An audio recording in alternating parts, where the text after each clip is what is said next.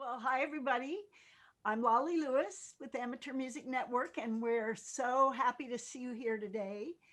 Um, the way our workshops are meant to work is to feel like we're all together, even though we're apart, and that we're able to spend some time together and talk about music and be with fellow musicians. And we really encourage folks to feel like you're part of the conversation, so do ask questions in chat and I'll um, be able to convey them to Hope, and we'll be sure to leave time for questions at the end as well. And I I just really treasure these workshops uh, that we're able to do. They seem like such a small thing, but it really just feels like being together. And I think that's so important for us right now. So I'm really glad you're here. Thanks for coming. I am so thrilled to have met Hope. Robert Howard, who's a great friend of Amateur Music Network, introduced us.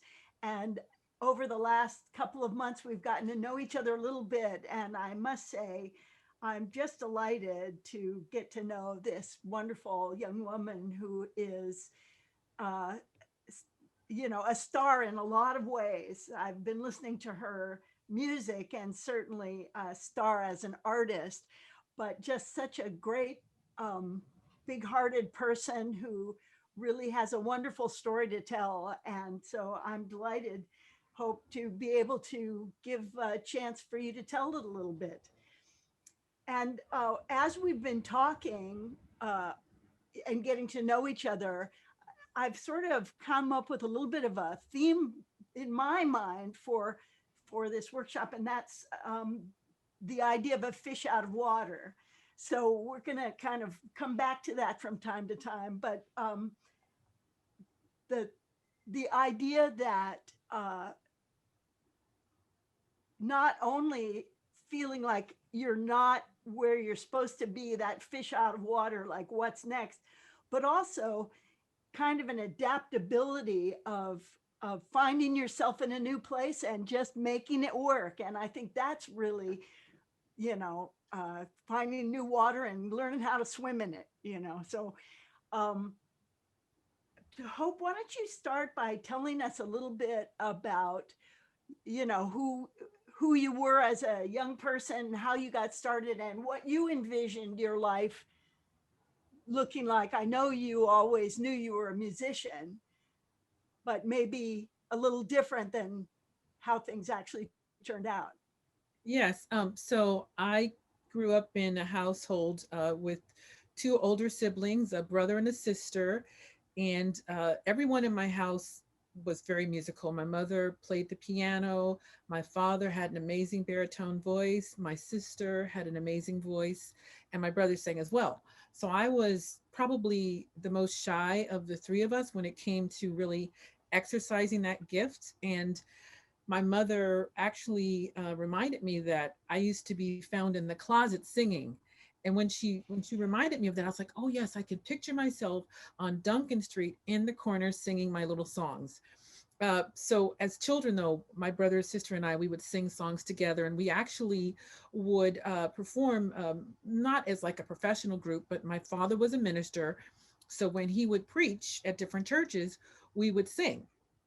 So that was kind of like my entrance into music. And then growing up, my mom had me involved in different children's choirs, and I was even a part of what was called the San Francisco Children's Opera. So we did little small children's plays, and that was a lot of fun. And I started with ballet and tap when I was little, so I was definitely a creative person and exposed to the creative arts. But it wasn't until, I don't know, maybe when I was 9 or 10, maybe, that I really started taking an interest in music and just started getting to know my voice. And so I would just, anything that I heard that I loved on TV, I would get out my recorder and I would record it, and I'd try to learn how to sing it. And I'd be writing down the words to the song so I could learn it really quickly. So that's how I began with the music career. And then in church, as I said, I sang in choirs, and I loved musical theater a lot too. So that was one of the things that I loved. And actually, I'll never forget when I was in junior high, I would go to the library all the time, and I found this amazing book called 10 Musicals of the American Theater, 10 Great Musicals of American Theater. And the book, it has the script for all of the shows in it, all of the songs, and it tells about, when it premiered, who was in the cast, what theater premiered in. So I just fell in love, with musical theater even more. And so then I went out and I got the recordings for these shows. And so I would listen to them and I would sing along when, when they had the lyrics for the songs. And so I just developed a passion for this. And so I think that was kind of the first thing that I felt like I wanted to do was musical theater, because I felt like I knew how to express it. And of course it was in English, right? So I certainly know how to express myself in my language. So that was the thing that I kind of gravitated towards. And then when I got a little older, I was in high school. I don't know how they saw that I could sing jazz. I'm telling you, I have no idea. But I was invited to sing with my high school jazz band, and we wound up going and performing at the Reno International Jazz Festival. And the first song that I was given was "Cry Me a River." And the band director, he just handed me the chart, and I think he kind of just played it on the piano for me. He's like, it kind of goes like this. But I had not heard a recording of it. So I just kind of made it my own, really like singing that song, Cry Me a River. It was really my own interpretation of that song. And then I fell in love with jazz. And I love the freedom that one has when you're singing jazz, right? Because it's never the same, right? It's all about improvisation. So that's one of the things that I loved about jazz. So I was thinking, okay, musical theater, I like jazz. And then in church, I would often sing solos, but the music that I was singing was the music of Sandy Patty, who has a trained voice. So I knew though that I was not the type of singer who could sing like gospel, like Aretha Franklin or singers like that, or Kurt Franklin. I knew that that's not what my voice lended itself to. I knew it was more of a trained sound. So then for a while, I really had a passion to go into contemporary Christian music. And I actually kind of wanted to be a missionary for a while and just travel the world like singing, singing Christian songs. So I'm not sure if you want me to go a little further or if you want. Okay. So again, now I've fallen in love with music. I know that I love music. I know that it's my passion, but I was a little hesitant because I knew that being a performing artist cannot always be the most lucrative of the careers. So then I thought, you know what, maybe I'll go into psychology, maybe I'll go into law. I really didn't know, but I decided to kind of put that on the shelf. And so while I was putting it on the shelf, I went to Skyline College and I did take a voice class. However, the teacher did not teach us anything like about vocal technique. It was myself and another singer in this voice class. And because he noticed that we both had really good voices, it was kind of like a jam session. So I'll never forget, I'll never forget. It was myself and the other singer, wonderful singer. Her name's Paulette Preston, fabulous. And uh, the teacher, he just would get out this music and just kind of teach it to us by rote, though. He wasn't teaching us anything about reading music. He wasn't teaching us about theory, nothing. So he was teaching us songs like Good Morning Heartache. Um, I think, I think he also, we went over Cry Me a River. He pulled that one out. So then I learned how to do more with it stylistically, right? Under his guidance. And it was just, like I said, it was just a jam session. And what they decided to do that semester, they said, we're not going to have a spring concert or a musical. We're going to feature you. So what the music, yeah. So what the music department did is they gave me an evening where I could just do whatever I wanted. So I invited a bunch of my friends. So the students who were dancers, I had them dance. I had one of my friends play the guitar, and I sang along, and I did duets and did all these fun things like that. But again, I still was not wholeheartedly invested in music, you know. And so I'll never forget the music teacher. He said, "I can get you a full scholarship to USC, but you're going to need to study opera." And I thought, oh no, I don't want to do that. I don't want to do that. Even though growing up, my mom did have a couple albums that had Leontine Price, and I listened to them, but for whatever reason, it didn't do anything for me at that time. I really liked a lot of the, the standards. That was really my thing. So I love songs like Alfie and What Are You Doing the Rest of Your Life and all those kinds of songs. Love Barbara Streisand, and anything she did was amazing. So I just said, oh, no, no, no, no, no. So again, I was just kind of wandering about, didn't really have focus. So I'll never forget one day, a friend of mine, Nancy, came over to the house unannounced. I'll never forget this. And she knocks on the door, and I'm like, Nancy? And Nancy's a very polite person, great personality, strong personality, but not pushy like that. She said, I want to talk to you. I was like, okay. So we go upstairs, and she said, you're thinking about all these different things that you want to do, but you're not really doing what you do best. And what you do best is sing. You need to sing.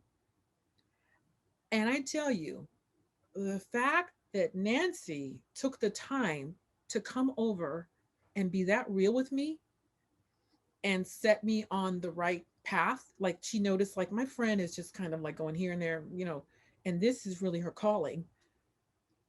I'm telling you, that changed everything. It was like, okay. So I decided I was going to finish at Skyline, and I was going to look into a good music school. So I was just trying to, find some good schools. And for whatever reason, honestly, I don't think I ever really thought about Juilliard. I don't know why, but I didn't. I know why, because I was thinking about jazz. And I chose Cal State Fullerton because Cal State Fullerton had a really good jazz band. Their jazz band had been voted like one of the top by Upbeat magazine. I was like, okay. So I called the music department, and Jane Paul answers the phone, and she was the chair, the vice chair at the time. So I tell her I'm interested in, auditioning for their school. And she says, okay, well, are you any good? And I was like, well, people say I'm good, whatever. She goes, oh, come on, if you're good. I was like, yeah, okay, yeah, I'm good. I'm good. Okay. So she invites me to come down and do an audition. And she picked me up from the airport. She hosted me. I stayed at her house for, I think, 2 days. She gave me a full tour of the school. I sat in on voice lessons. I sat in on vocal workshop, and the opera workshop. She even had one of the students take me out for a night of entertainment. Just such a wonderful host. So now here I was into this new world. So when I go to do my audition, they ask for two contrasting pieces. So I sang a contemporary Christian song, We Shall Behold Him, which goes up, I think, to a high C. And then I sang Cry Me a River, because it's like you can't get anything right that's further apart, right? So I sang that, and then they said, okay. And they said, well, do you know anything that's, in the opera arias? And I said, well, I know Habanera, you know. So they got out the score, and I sang through that. And then I said, okay. So later that evening, when I went back to Jane's, she said, well, I would love to work with you. We would love for you to come here. We give you a scholarship, full scholarship. And I was like, wow. Now, let me tell you guys, this is how green I was. Lolly, I didn't tell you this part. So I'm thinking, get ready to laugh, you guys. I'm thinking, okay, well, I just did my AA, so I'm going in my third year, right? So I was like, okay, so what recital am I going to be? Am I going to be giving my recital this year? She's like, no, of course not. You don't know anything. So I enroll at Cal State Fullerton, and I'm now immersed in this new world of opera. And I will tell you also, when I went to audition and I heard the music, I fell in love with it. And I thought, man, wow, they're willing to invest their money in me and they think I have this talent. Okay. So I start my first semester. And again, I'd never had a voice lesson. Okay. And they put me in University Singers. We're singing King David by Honegger. They pass out the music. I don't know how to read music. And they all start singing and the notes are going up and I'm going down as I start singing. And I go back to Jane. I'm like, why am I here? Why did they put me in this choir? She's like, they put you in this choir because of your voice. I'm like, she's like, you got, just got to work on your sight reading, everything. Okay. Well, I get my repertoire for that semester, she gives me my assignment. It's like Tulosai, Cockeyed Optimist, Quia Spexit, I think. I don't remember. There were 6 songs. But it's like, here you go. And I'm thinking, well, what do I do now? And I remember I found like one of the piano accompaniment majors. And I was just like, can you play through this for me? Because I really, you guys, I didn't know what I was doing. It was like Lolly says, I was a fish out of water. So after some time, then I was able to work and learn, the sight reading, but it just took a lot of time. And I'll never forget one hurtful experience was when I was having such a hard time. I went to one of my friends who grew up, as like a classical music prodigy, spoke several languages. And I said to him, wow, like, I don't know if I can do this. This is really hard. Like, what am I going to do? And he appeared to be such a kind, warm-hearted person. I'll never forget. He said, "We have to be born with it." And I was just like, "What?" So, thankfully, I was able to push past that, and I had a lot of encouragement. And on my first jury, I had my jury sheet, and on my very first semester, they wrote, "You have the goods for a professional career in opera." And I remember I went back and I thought to myself, well, I didn't come here to study opera. I really wanted to do jazz. But I thought to myself, if they're willing to invest their time and their money in me, and they see something in me, and they've given me the scholarship, I'm going to give it my all. And I will tell you this, I was in those practice rooms every night. I think maybe not on the weekends, but every night I was in those practice rooms for hours. And I would go over my repertoire over and over and over again. And within 2 years, I was doing competitions and I was competing against people who had been doing it a lot longer than me. And I was moving past them, and I'm not saying that to gloat, but I'm just saying that was my hard work. And I know that it was also, I had the Lord on my side. He was helping me to make up for lost time.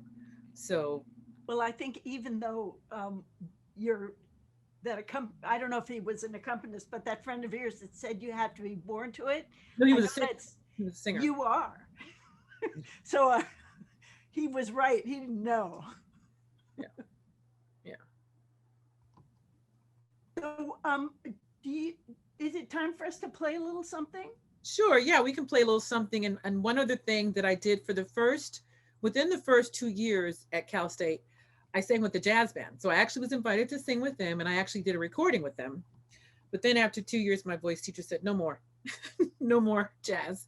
So I had to put that away. So this first piece is, I think it's Of Thee I Sing, going into All the Things You Are. And I had dedicated this piece to my former voice teacher who had passed away, Dixon Titus. So this kind of speaks to my love for Great American Songbook.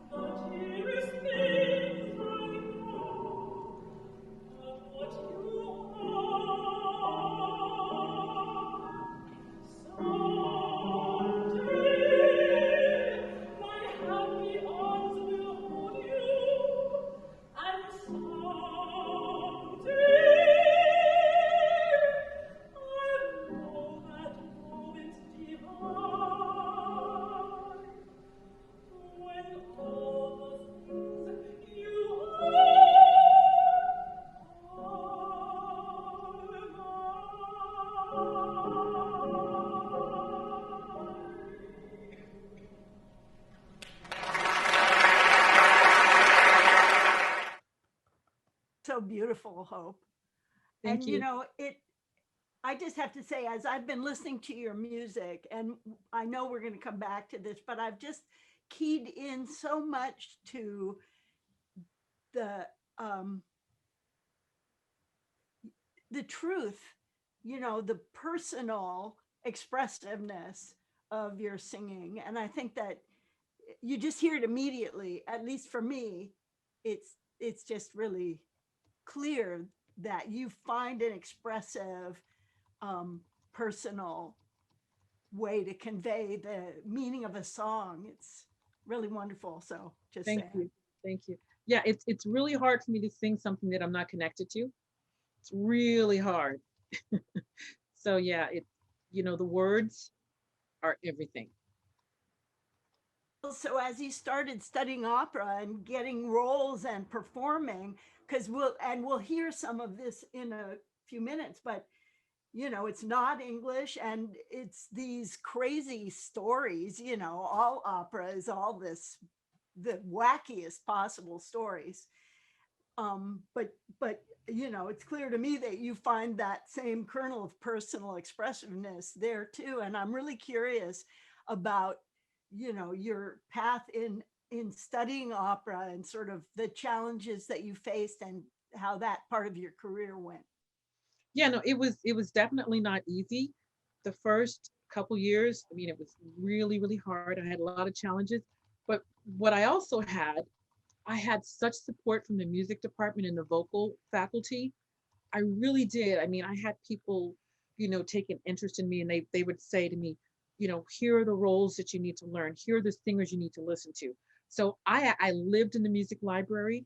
I was constantly listening to recordings. I fell in love with, of course, Leontine Price, Jesse Norman, Kathleen Battle, but Mirella Freni, Kirita Kanawa, all of these, Renata Tebaldi. I mean, these amazing, amazing singers. And then I also did summer workshop. The first one I did, actually, I was blessed to be able to do a master class with Warren Jones. I worked with Matthew Ferruggio, who was the director at San Francisco Opera, who he directed Pavarotti and Freni in Bohème. And I actually got to do the Act 3 aria in the quartet with him directing me. And he became like one of my mentors and someone that I could go to for advice. So I think what I was able to find, though, was just that human connection with those characters. And again, that's what made it easy for me to sing these pieces. Is I found just I was able to tap into the emotion of what they were saying. And also another thing I love about a lot of the characters that I get to portray is they're women of faith. So that's really important to me. So for instance, like if you look at a lot of the Verdi heroines, they're usually praying or doing something. They're saying a prayer, doing some part of the opera. So that's always a lot of fun too. And I think that helps me. But um again, I just think the marriage of the lyrics and the music really helped me. I mean, I could listen to a symphonic piece and be moved. I'll tell you, actually, the very first the time when I thanked God for um, allowing me the opportunity to study this genre of music was in my music history class, listening to an orchestral piece. It wasn't something that had lyrics. I'm listening to this music, and I said, "Oh my gosh, wow, they were touched by God." And I can see myself sitting in that classroom amongst my 30 classmates and saying, "Thank you, Lord. Thank you for giving me this opportunity." And it was my desire to then be able to go back and not only speak to children who might be in urban communities, but just children who are not exposed to classical music, to just let them know it's out there and just give it a try. Open yourself up to it. Just listen to it, because there's something of worth, something of value. It will touch your heart and your soul. So I wasn't trying to turn everybody into an opera singer or classical musician, but I wanted to expose and educate them to this amazing art form like I had been exposed to it. So um, just wanted to say that I think when you love music and when your heart is open, it's easy to find a way to express it. That's great. That's wonderful. So how did you first start getting professional roles? What was that transition like? Oh, so let's see. Okay. I think I know. I think I know. Okay. So um let me get it right here. I was actually going okay. I'm trying to get this right. Of course, I started doing different auditions around the Bay Area, and then I started getting little gigs here and there. But I think one of my biggest breaks came when I was actually going to accompany a friend uh, for an audition, and I don't know how I wound up auditioning, and I got cast. And so I sang Don Elvira in Don Giovanni with North Bay Opera. And so what let me this is why it was such an amazing opportunity, because the woman who ran that, Connie Lysick, she was a marketing machine. I'm telling you, I got so many write-ups in the paper. I mean, and like, no, we were like, we were like on the cover of like the arts and entertainment section. Um, they did several stories before we opened, and then I think I got three fabulous reviews. They did a DVD with super titles. I mean, it was amazing. So anyway, that was kind of my big break. And then, there were times like when I might have an audition and not do so well or get nervous. And I said, okay, you know what? No, I'm gonna get over this and I'm gonna audition for anybody I can, just to kind of help myself not be nervous. And it's like practice makes perfect. So yeah, that was kind of the first thing that happened. And then I started getting roles with Opera San Jose and um Oakland Symphony, just I don't know. It's just I think people were just kind of calling, inviting me to do things. And then Irene Dallas was a great supporter of mine. She was instrumental in helping me get my first agent. Then I had a sponsor, fabulous sponsor who, was so helpful. I mean, we have all these little angels, right? Who, see talent and they want to just kind of help out. And I mean, even when I was in school, I had someone who I was doing a competition, and one of the donors, she took me out to dinner and she said, I shouldn't be doing this and I shouldn't tell, don't tell anybody I'm doing this, but I want to buy you your outfit for when you go to Aspen and you perform with them, because I was doing a concert version of Porgy and Bess. And she said, I want to buy your outfit. And she took me out to the store and she bought my outfit. Wow. Yeah. That's amazing. Yeah, Leona Mitchell took me out to dinner and, kind of gave back and said, gave me some great advice. I mean, there are just so many people, George Shirley, I had the opportunity to study with him for 2 summers at Aspen. And Mr. Shirley was very instrumental in hooking me up with different people in New York. And, he's still in my life today. And you know, so little So angels everywhere. that's so great. So tell us about the Met auditions. So the Met auditions, do they happen every year? They happen every year. And so the first time I did it when I was in school.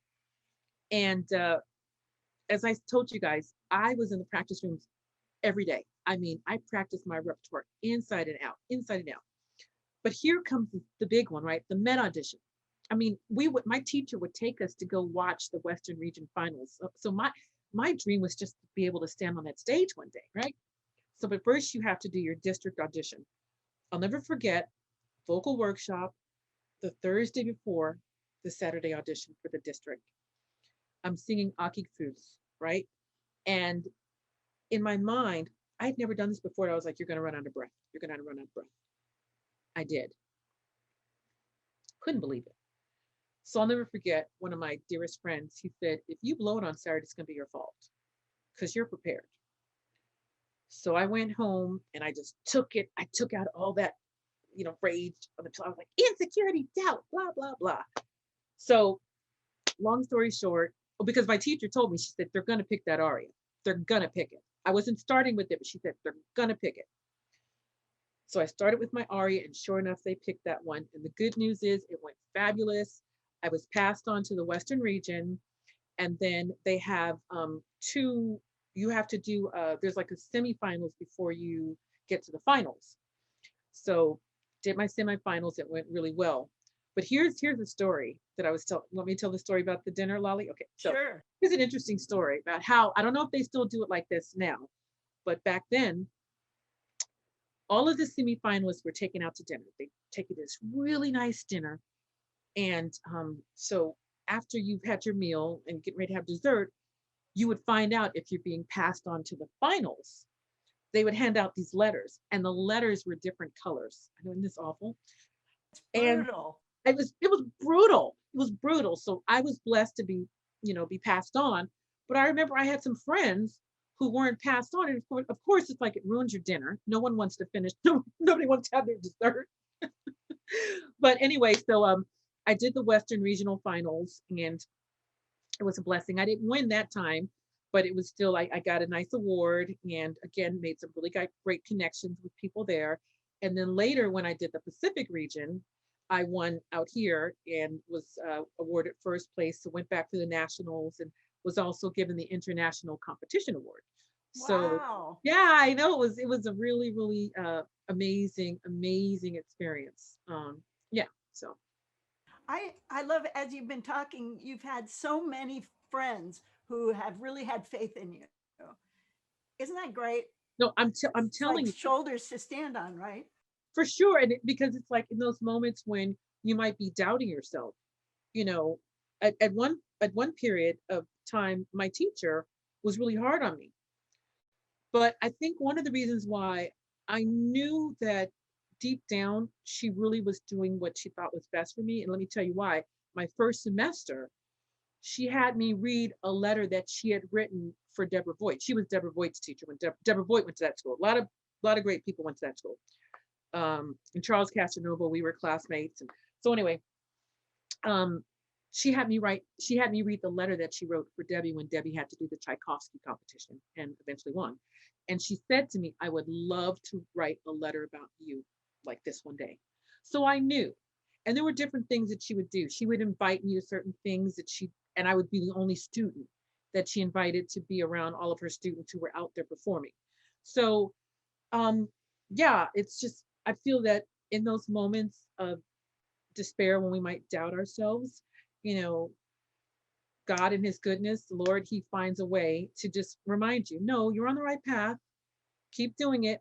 And there are people who will speak words of encouragement.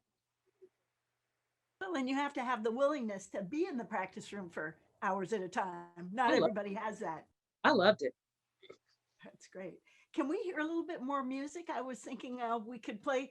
Um, do you want to play both the opera arias? Is that all right? Yeah, and then you'll come back to that's all later then? Or? Yeah, I think so. Is that all Sure. right? Yep. Okay, we Perfect. have a couple of wonderful recordings, so stand by. Let me share the screen.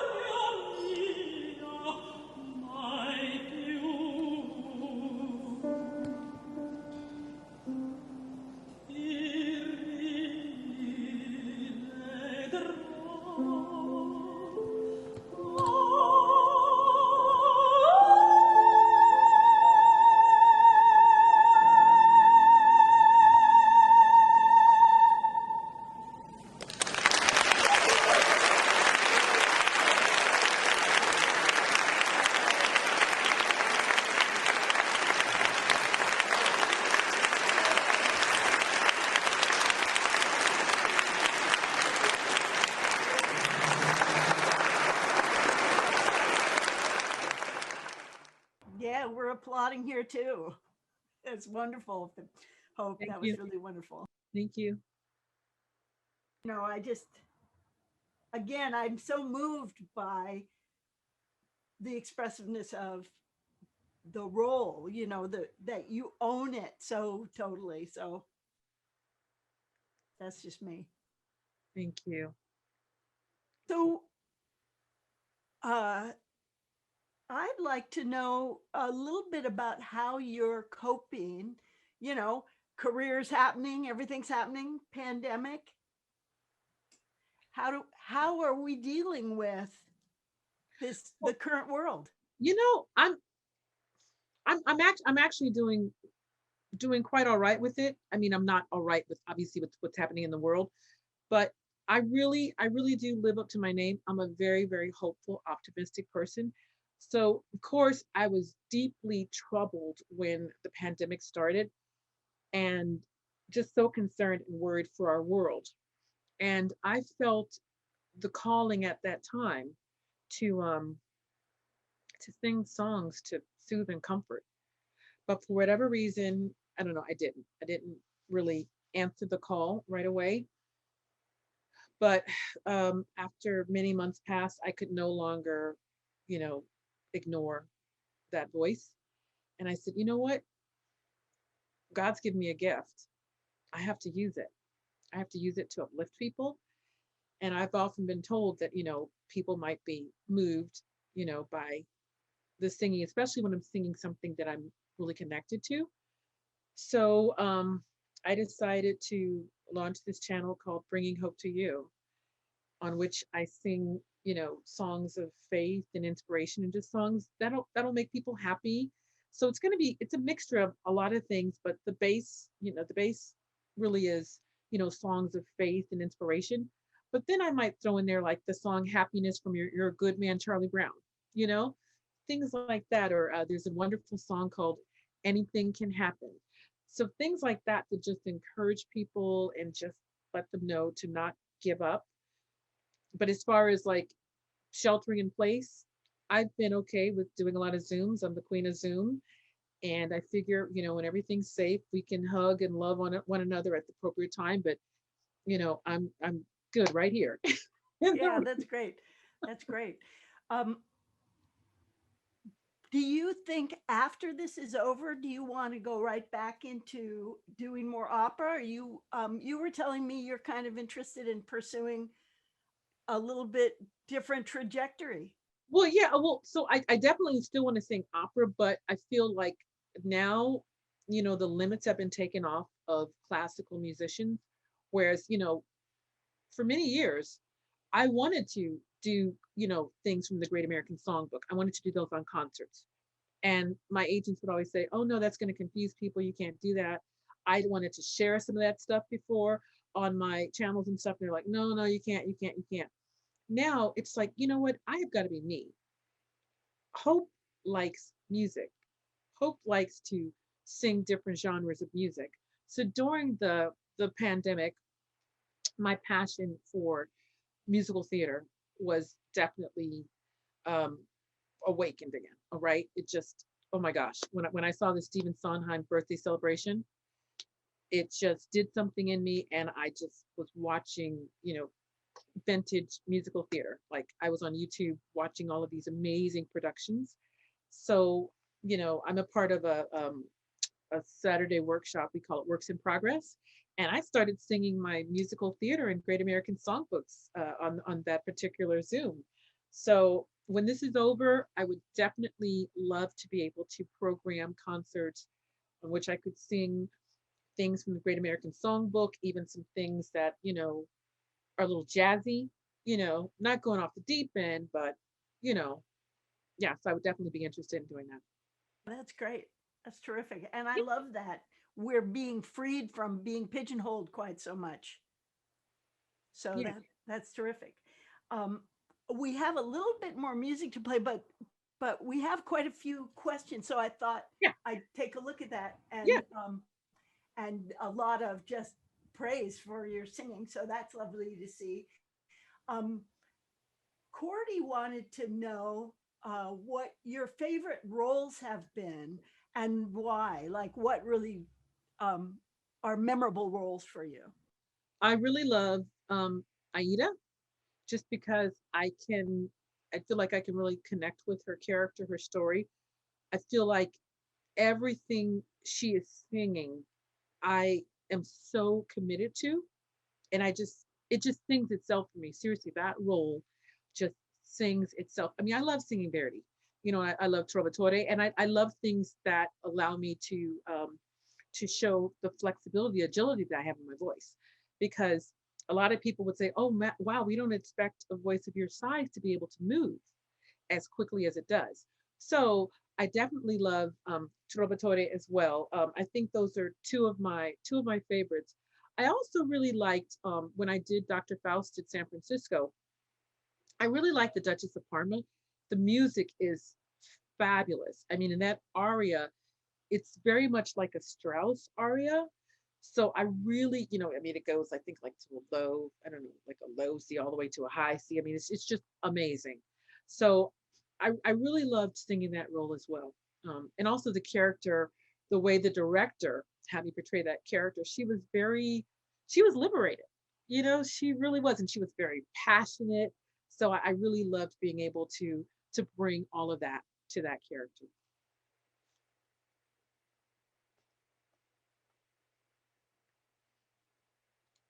Oh, you're muted. I can't hear you, Lolly. I'm sorry, I forgot to press my space bar. Cordy says she remembers hearing you in that role, so that's great. Um, uh, I And that was an amazing experience because I was hired on the spot for that. wow. I did an audition, which I was just doing a general audition. I would have been happy if they had offered me a cover, but I did my audition, and after I finished, well, they asked me if I knew anything in German. I didn't have anything, so they waited for the accompanist to go upstairs and get Widmung. I sang Widmung after having sung my other two arias, and when I finished, the general director, Pamela Rosenberg, and her whole team were waiting, and they said, "We want to offer you a role in this opera we're doing next year. We want to take you upstairs to discuss it with you." So that's how that all happened. So it was just Wow. like, what? Meant to be. Yeah, that was pretty awesome.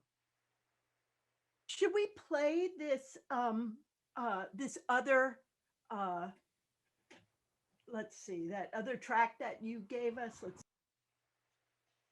Oh, that's all? Yeah, Yeah, I mean, this was definitely going to show a different side, I think. because I think people really interested in seeing that Yeah, I other mean, side of you. it's very different. Okay, So here this we is, go. I'm singing with the wonderful Jamie Davis. All right, stand by.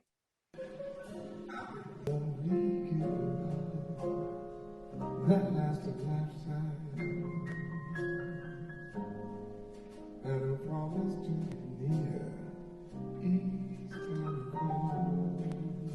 And the only heart I own for you and you alone. That's all. That's all. I can only give you country walks in springtime,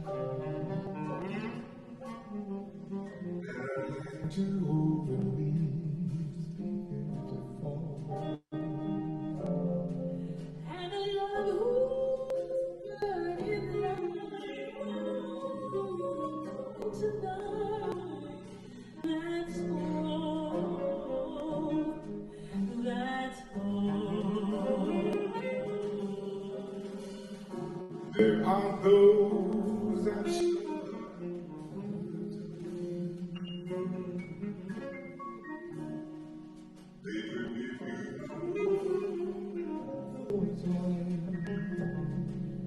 All I have are these arms to enfold you,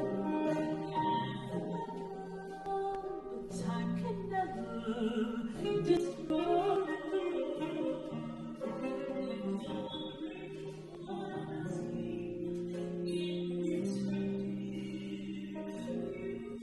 That you know that my demands are small. sees me that you know.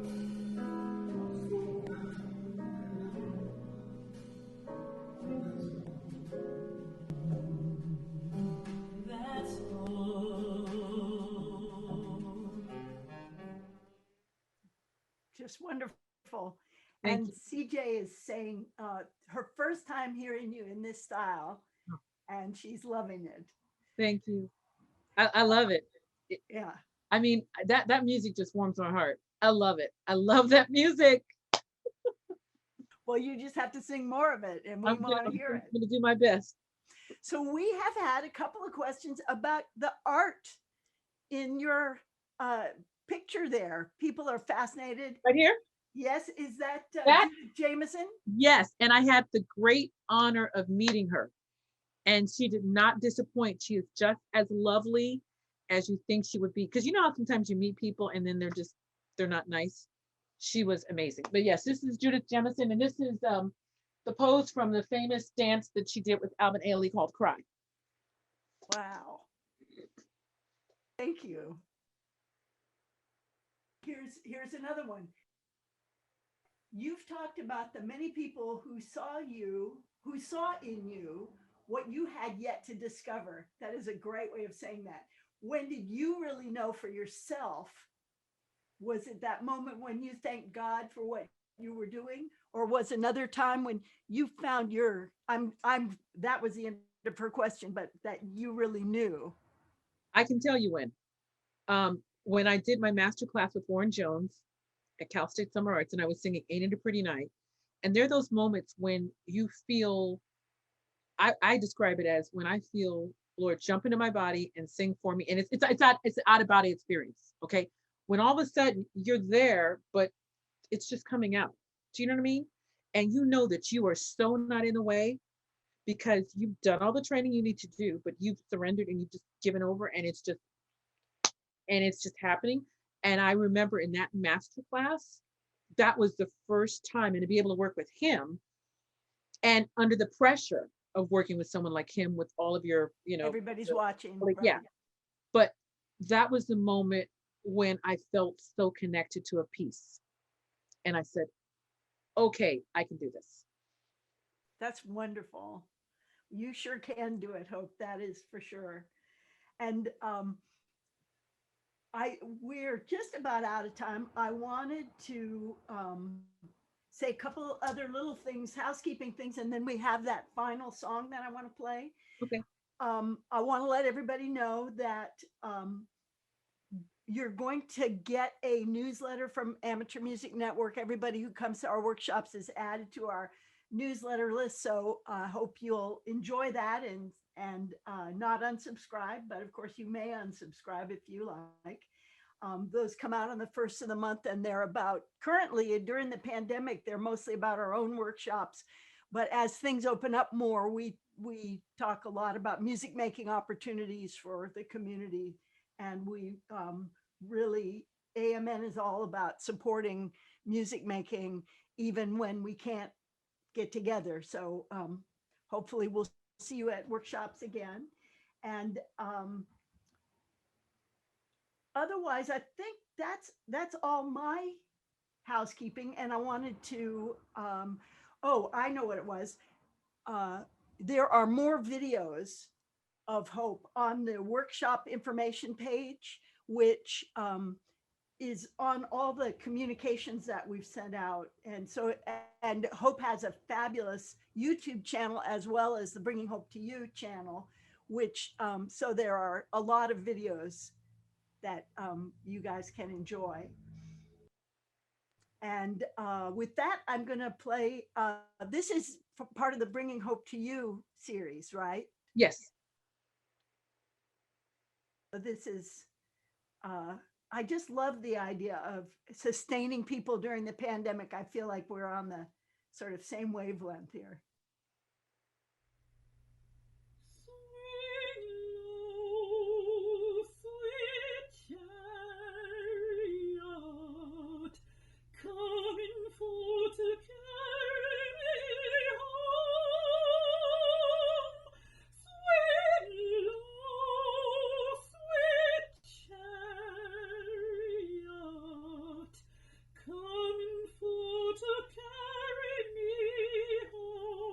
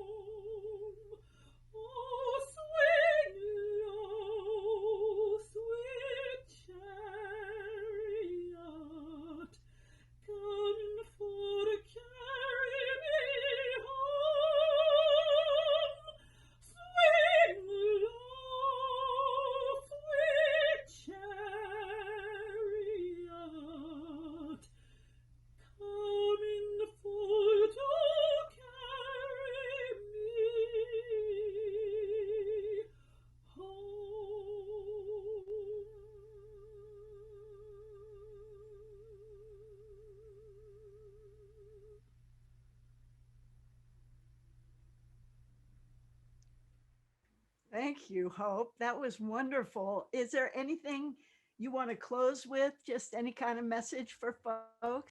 You know, my message is, and this is what I always say to people too, and like whenever I talk to kids and stuff, but you know, follow your passion and your purpose. And I think one of the lessons we've learned during this pandemic is this is the perfect time to pick up that gift that you put over on the side, that thing that you're passionate about, right? That dream that you let fall to the wayside, pick it up now. Nothing to lose. And you've got everything to gain. And the world has something to gain from what you have to give. God gave you a gift. Why are you hiding it? So I decided to not hide my gift anymore, you know, with my love and passion for this music. I want to give it to the world. So I look forward to seeing what you have to offer. And I'll be there to support you. Oh, Hope, that's just such a great message. Thank you. And thank you for everything that you bring. We're all really grateful. Yeah. Thank you. All right. Thanks everyone for coming today, and we hope we see you again soon. Thanks, Hope. Bye-bye. Bye.